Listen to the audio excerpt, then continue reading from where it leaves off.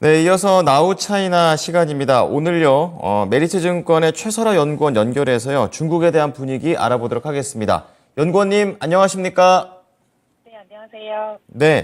자, 우선 연구원이 보시기에 중국 증시 한 줄로 줄여주신다면 어떻게 될까요? 최근 중국 증시는 약간 바닥을 다지고 있는 시장이다라고 말씀드릴 수 있을 것 같습니다.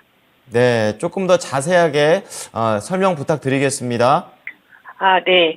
그 5월 하순부터 사실 다른 한국이나 일본 기타 시장에 비해서 중국 시장은 상대적으로 좀 부진했습니다.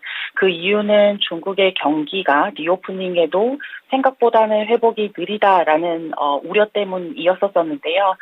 경기 둔화에 대한 우려가 생기다 보니까 정책 당국의 경기 부양 기대감이 최근 오히려 중국에서는 나타나고 있고, 그런 경기 부양 기대감 때문에 시장은 더 빠지기보다는 좀 바닥을 다지는 모습이다라고 말씀드릴 수 있을 것 같습니다. 네. 다른 국가들에 비해서 상대적으로 부진했던 중국의 움직임, 어디에서 원인이 있었는지 들어봤는데요. 자, 그렇다면 한국의 투자자들이 주목해 볼 만한 중국의 이슈들 어떤 게 있을까요? 네, 오늘에는 한 두 가지 이슈가 있다라고 생각을 하고 있습니다. 일단 먼저 경제지표와 정책금리 인하 관련된 부분이고, 다른 하나는 미국 국무장관이 블링컨이 지금 방중을 하기로 예정이 되어 있어서 이 두 가지 이슈 관심 가지고 봐야 된다고 생각합니다. 네. 자, 그러면 정책금리 인하부터 좀 자세하게 설명 부탁드리겠습니다. 네, 첫 번째는 정책금리 인하가 오늘 한국 시간으로 10시 20분에 중국 인민은행이 발표를 했습니다. 여기 중기 유동성 창구라는, 즉 쉽게 얘기하면 중앙은행이 상업은행들한테 제공하는 자금의 금리를 2.75%에서 2.65%로 10 베이시스 포인트 정도 인하를 했고요. 이게 중요한 이유는 이렇게 인하를 함으로써 중국의 대출의 기준금리가 되는 금리가 다음 주 20일에 발표 예정인데, 아마 그때도 여전히 10bp는 최소한도로 인하가 되는 이런 부분들을 결정하다 보니까, 즉 중국은 지금 경기가 안 좋은 상황에서 통화 완화를 오히려 가져가고 있다라고 봐주시면 될 것 같습니다. 전체적인 그 금리 인하 포인트는 시장 기대에 부합하는 수준이었다라고 보시면 될 것 같고요. 지금 중국 경기가 좀 안 좋은 부분들을 부양하기 위해서다라고 생각하시면 될 것 같습니다. 네. 이제 금리를 조금 인하시키니까 이제 약간은 이제 시장에 좀 더 돈이 돌 수 있는 환경들이 만들어지는 것 같아요. 그렇다면 5월에 주요 경제 지표들도 발표가 됐는데 이런 것들은 어떻게 보십니까? 네, 방금 11시에 발표가 됐는데요. 좀, 시장에서도 워낙 기대가 높지는 않았지만 그 기대보다도 좀 더 못 미치게 지표들이 나왔던 것 같습니다. 일단 소매 판매 같은 경우에는 시장의 예상이 13.7%였는데 12.7% 나와서 시장 예상을 밑돌았고요.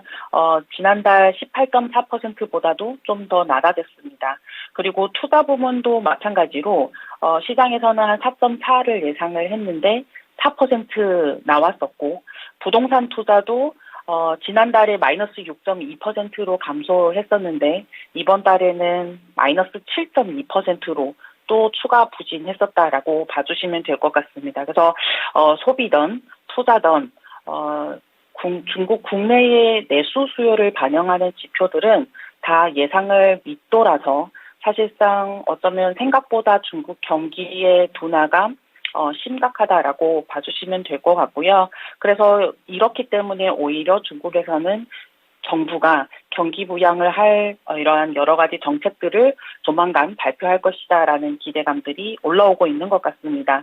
그래서 이번 주 빠르면 금요일 아니면 6월 말쯤에 그러니까 다음 주죠. 다음 주쯤에 아마 관련된 정책들이 발표되지 않을까라고 생각을 하고 있고, 저희는 이러한 부양 조치 때문에 중국이 경기가 추가 하강할, 급락할 가능성은 상당히 제한적이다라고 생각을 합니다.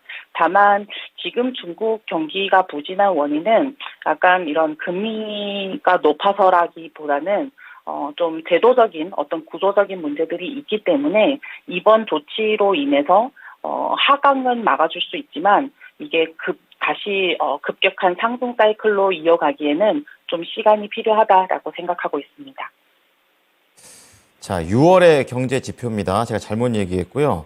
자, 이걸 기반으로 들어봤을 땐 중국의 내수가 좀 부진하기 때문에 정책 기대감이 커지고 있는 그런 상황이 이제 곧 펼쳐질 수 있다라고 전망을 해 주셨습니다. 하지만 예전처럼 굉장히 급격하게 올라가는 부분까지는 좀 선을 그어드렸으니까 좀 참고해 보시기 바랍니다. 자, 두 번째 이슈가 이제 미국과 중국이 다시 한번 말을 하려는 것 같습니다. 블링컨 국무장관 얘기가 있는데 좀 자세하게 들려주세요. 네. 사실 며칠 전까지만 해도 중국에서는 블링컨 국무장관의 방중 일정에 대해서 좀 함구를 했습니다. 구체적으로 알려드릴 얘기가 없었다라고 했다가 어제 그 일정을 발표를 했고요. 6월 18일부터 19일입니다.